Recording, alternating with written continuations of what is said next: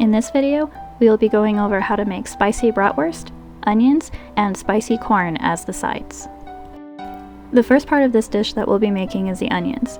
In a large saucepan, I added some canola oil and added minced garlic to it, about a 1/4 cup of minced garlic, and when it's began to turn golden brown, that's when I know it's time to add the onions. And I'm using bigger cuts of onions in this video to give it a heartier, rustic feel, but you can add any size of onion. When you add the onions into the pan, make sure that you toss it around so that the oil coats the pieces, so when you add the salt and the pepper and the other spices into it, everything sticks to it and the flavors incorporate a lot better. And after I add each spice, after the salt I stir, after I add the pepper I stir, and after I added the chili powder I stirred, just to make sure that everything is coated evenly in order. The last thing that I added to the onions is red cooking wine, and you can use regular red wine, you can add any brand of red cooking wine. This is Pompeian Burgundy cooking wine that I added, and after you add the red wine, just let it sit. And in the meantime, you can get started on the bratwurst and start prepping by cutting the pieces into about 1/2-inch pieces or bite-sized pieces, which make it easy to eat.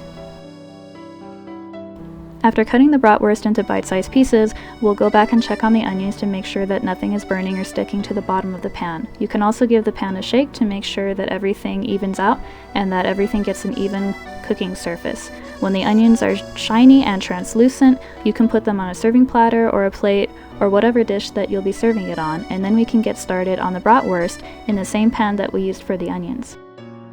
We're adding the bratwurst into the same pan that we used to cook the onions in without cleaning the pan, because we want all of the seasonings and flavors from the onions to come through into the bratwurst as well.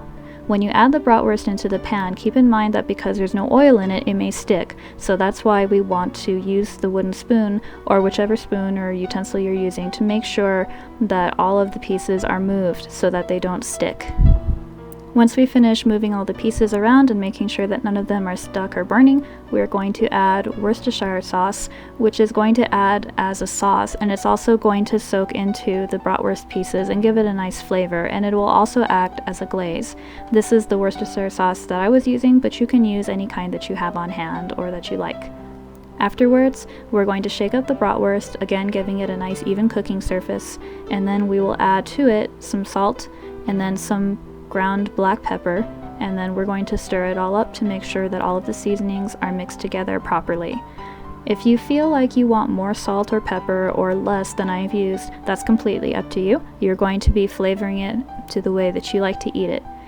As you see in the bottom of the pan, there are bits that are starting to stick. If this happens while you're cooking, if it's necessary, then you can always scrape the bottom of the pan to prevent any bits of meat from burning onto it. The last thing that I added was some fresh rosemary. If you are using dried rosemary, make sure that you crush it up finely or that you chop it up into small pieces, because when you're using dried rosemary, it can be hard and that can be awkward to chew. After letting the bratwurst cook down for a couple of more minutes, stir it around to make sure that nothing is sticking to the bottom of the pan.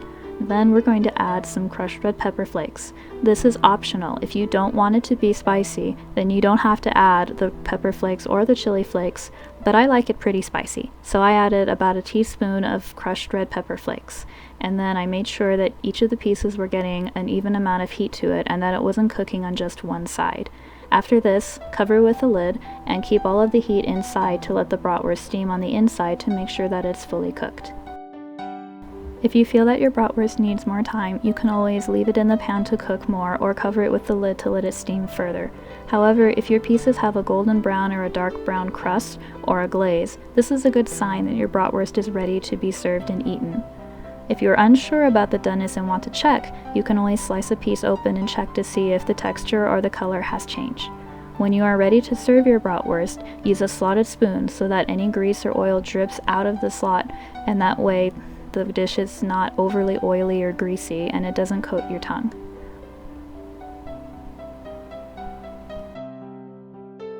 The last part of this dish that we'll be making is the corn.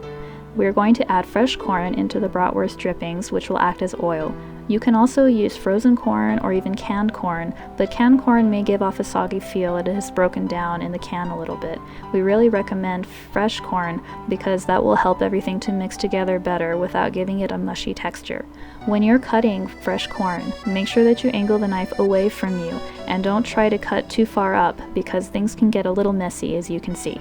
When you have all of the corn chopped and ready to go, put it into the pan on about medium-high heat and stir it around with a wooden spoon so that all of the drippings from the bratwurst left over is able to coat it. And then to this, we are going to start adding our flavors. The first thing that we're going to add is the Habanero sauce. This will give it the really strong kick, the spice that is needed to make this corn spicy. And then we will add black pepper. And finally, I added whatever fresh herbs I had lying around into the pan. When it's cooked down and the corn is heated all the way through and the flavors have soaked up, it's ready to be served with the rest of the dish. On top of it, I placed some sauerkraut just out of a can to help balance out all of the heavier flavors of the meat and the spiciness of the vegetable. Now, this dish is ready to eat. Enjoy!